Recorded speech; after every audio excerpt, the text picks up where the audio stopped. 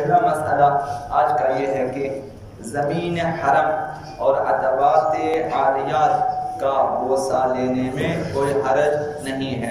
جب آپ پہنچیں حرم میں اور حرم کی زمین کو اگر آپ احتراماً بوسہ لینا چاہیں تو اس میں کوئی حرج نہیں ہے۔ دوسرا مسئلہ یہ ہے کہ اگر ایک انسان کے نامحرم کے ساتھ زیارت پہ جائے کہ مثلا خواتین کے لیے یہ مسئلہ زیادہ درپیش ہوتا ہے کہ نامحرم کے ساتھ زیارت پہ جائے تو کیا اس میں اشکال ہے؟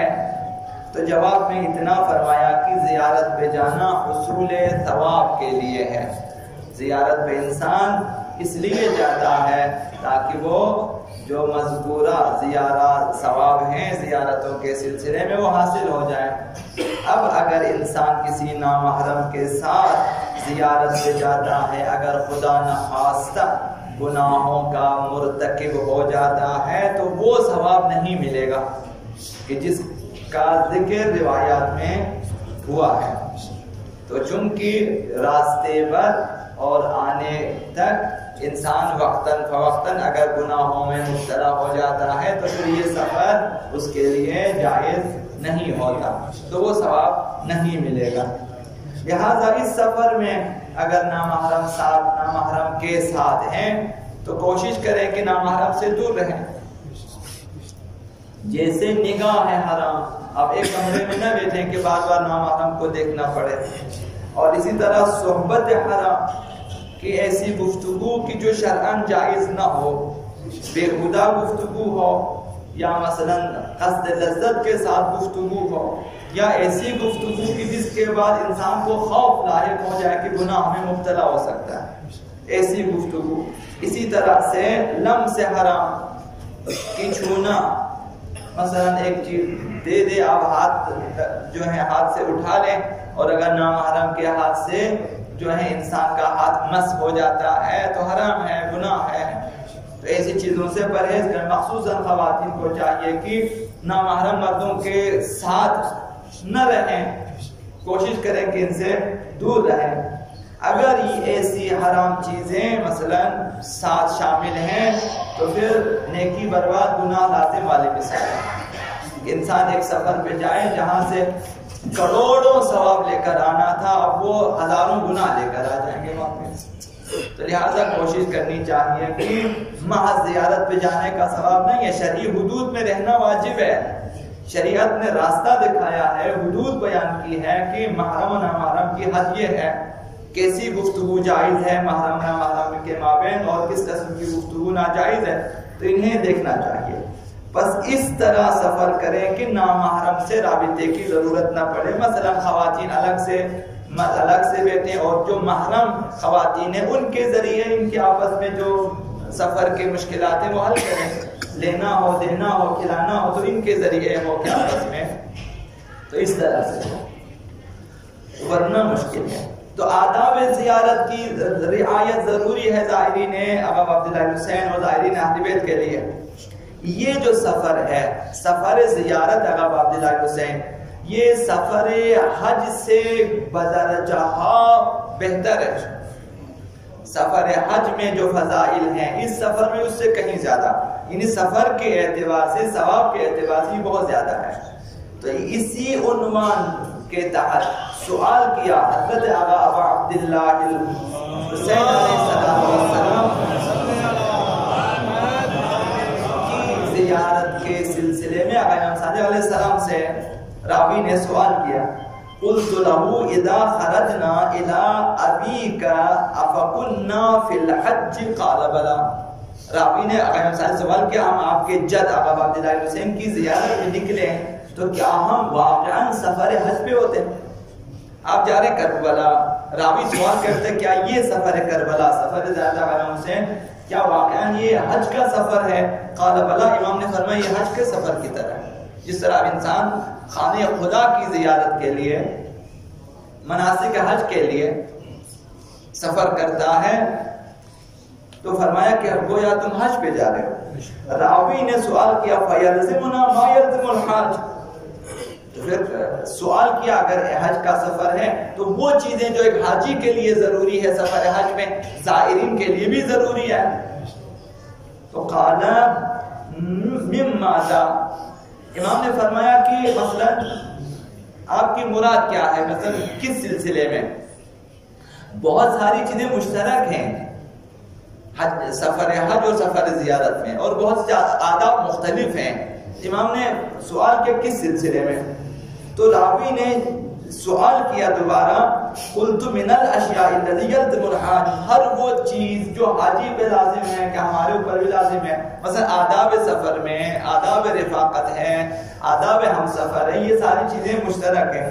ایک ایک کر کے امام صادق نے جو ہے آداب زیارت بیان کیے. تو پہلی چیز جو عرض کرنا چاہوں گا وہ یہ کہ اپنے ہم سفروں کے ساتھ حسن سلوک، یہ حسن زیارت ہے، یہ زیارت کی زیبائی ہے. ایک زائر کے لیے زیبا ترین چیز یہ ہے کہ اپنے تمام سفر کے جو ساتھی ہیں وہ راضی ہوں سے، خوش ہوں ان سے، کہ وہ جو ہے خدمت کرے. تو فرمایا قال یلزمک حسن الصحابہ لمن یصحبک، ساتھیوں کے ساتھ اچھی ہمراہی لازم ہے زائرین کے لیے.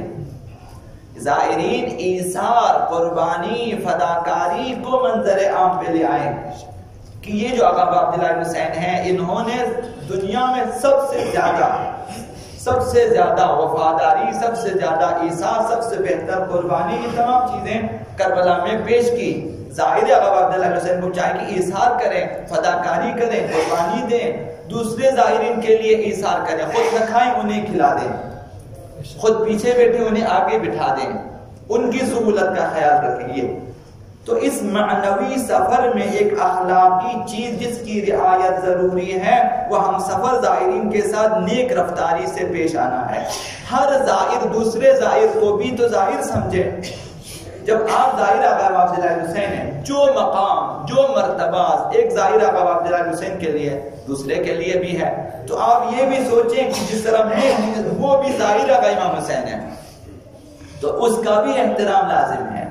لہذا ایک دوسرے کا اس عنوان سے احترام کریں کہ وہ بھی زائر آقا عبداللہ بن حسین ہے. لہذا اگر دوران سفر وسائل کی کمی کی وجہ سے، ازدحام جمعیت کی وجہ سے، راستے کی تھکن کی وجہ سے ممکن ہے کہ ایک ظاہر بگڑ جائے، اسے غصہ آ جائے، اگر وہ بد اخلاقی کا مظاہرہ کرے تو باقی ظاہرین لڑنے پہ نہ آ جائیں. اب وہ سارے ظاہرین مل کے تحمل مزاجی کے ساتھ، نرم گفتگو کے ساتھ اسے آرام کرنے کی کوشش کریں. اسے کم از کم یہ خطرے کی گھنٹی اس کے کان میں بچا دیں کہ تمہاری زیارت خراب ہو رہی ہے اس غصے کی وجہ سے، اس جھگڑے کی وجہ. بہرحال حضرت آقا امام باقر علیہ السلام نے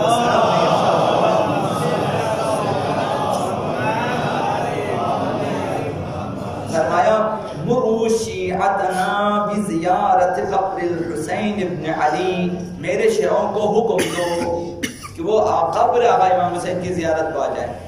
پانچویں امام نے بتا دیا ہے اور پیغام پہنچایا ہے، میرے شیعوں کو بتا دو کہ آئیں قبر آقا امام حسین کی زیارت کے لیے. فإن اتيانه مفترض، قبر آقا امام حسین پہ زیارت کے لیے آنا فرض ہے، لازمی چیز ہے. علی کل مؤمن، ہر مؤمن پر فرض ہے. یقر للحسین بالامامہ، جس کا بھی عقیدہ ہو کہ آقا امام حسین اس کا امام ہے، امام معصوم ہے، اسے چاہے قبر آقا امام حسین کی زیارت کو آ جائیں. من اللہ عز و جل، وہ امام ہے، مفترض الطاعہ ہے من جانب اللہ. جب آپ کو پتا ہے کہ وہ خدا کی جانب سے میرا امام ہے تو قبر کی زیارت لازم ہے.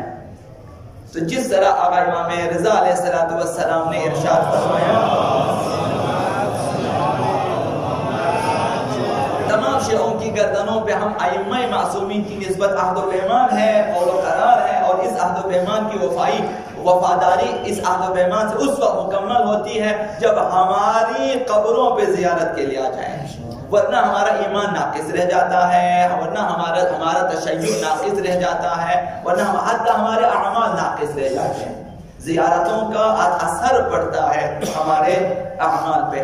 لہذا اس سفر میں جو کہ فرض ہے ائمہ مجمع اطہار کی طرف سے، یعنی جو بھی جا سکتا ہے اس کے لیے ایک لازمی چیز ہے، جانا چاہیے، ورنہ ایمان کی کمزوری کے ساتھ اس دنیا سے جائے گا، جیسا کہ باقی جو ہے احادیث میں آیا ہوا ہے۔ تو اس سفر کو خوبصورت سے خوبصورت تر بنا دیں، زیبا سے زیبا تر بنا دیں۔ ثواب اس قدر ہے کہ بے حد و بے حساب ہے، تو جس قدر ہو سکے ثواب جمع کریں، نہیں کہ تھوڑا سا ثواب ملے وہ بھی خراب کر دیں لڑائی میں، جھگڑے میں، اور مثلا کھانے میں، پینے میں۔ بہرحال ایثار، قربانی، فداکاری، یہ اس سفر کی زیبائیاں ہوتی ہیں۔ اللهم انا نسألك عليك باسمك العظيم الأعظم العز الأجل الأكرم يا الله يا الله يا رحمن يا رحيم يا مقلب القلوب ثبت قلوبنا على دينك اللهم اهدنا من عندك وافضل علينا من فضلك وانشر علينا من رحمتك وانزل علينا من بركاتك بحق محمد وآله الطيبين الطاهرين اللهم المؤمنين والمؤمنات رحم الله من يقرأ الفاتحة